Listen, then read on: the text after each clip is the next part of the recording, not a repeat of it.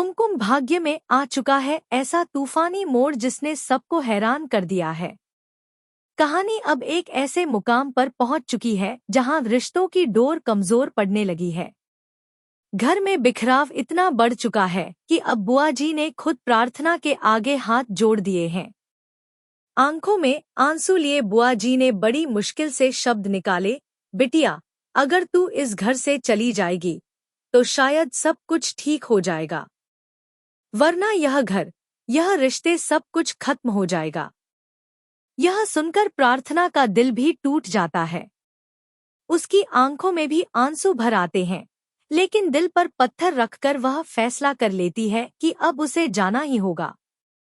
इस घर से, उन अपनों से, जिनके लिए उसने सब कुछ कुर्बान किया। मगर क्या उसके जाने से सच में सब कुछ ठीक हो पाएगा? इधर जैसे ही प्रार्थना के इस फैसले की खबर सोनालिका तक पहुंचती है, उसके चेहरे पर मुस्कान आ जाती है। उसकी चाल सफल होती दिख रही थी। लेकिन यहीं पर कहानी में आता है असली ट्विस्ट। दरअसल रौनक और सोनालिका ने मिलकर एक खतरनाक प्लान तैयार कर रखा था। रौनक अब घर को अपने नाम पर कराने में कामयाब हो चुका था। अगले ही दिन वह पूरे रौब के साथ घर पर आ धमकता है और सबके सामने दस्तावेज फेंकता है। उसकी आंखों में घमंड और आवाज में धमकी, आप लोगों के पास सिर्फ 3 दिन है।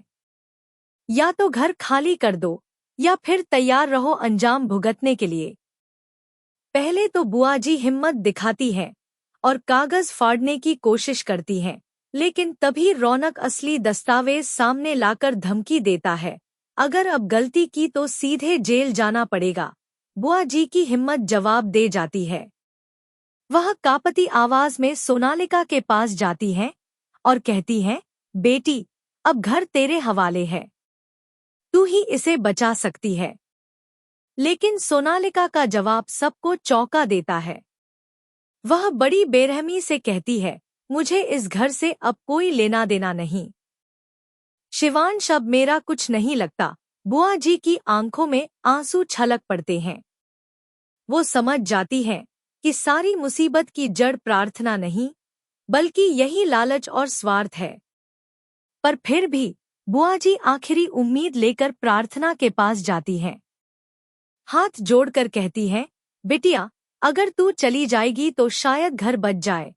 प्रार्थना के दिल में तूफान चल रहा था। वह एक तरफ अपने प्यार शिवांश को खोने के डर से कांप रही थी, दूसरी तरफ घरवालों के लिए बलिदान देने को भी तैयार थी।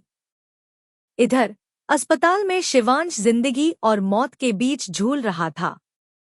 उसके पास स्मिता पहुंचती है, जिसकी आंखों में भी अफसोस और पछतावा था।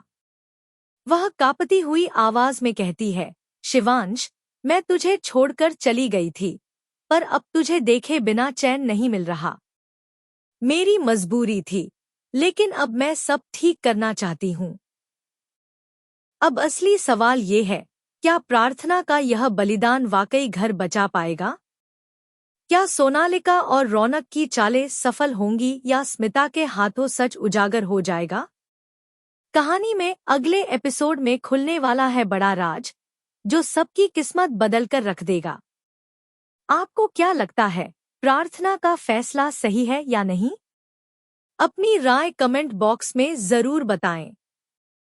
और ऐसे ही रोमांचक ट्विस्ट्स के लिए हमारे चैनल को सब्सक्राइब करना न भूलें।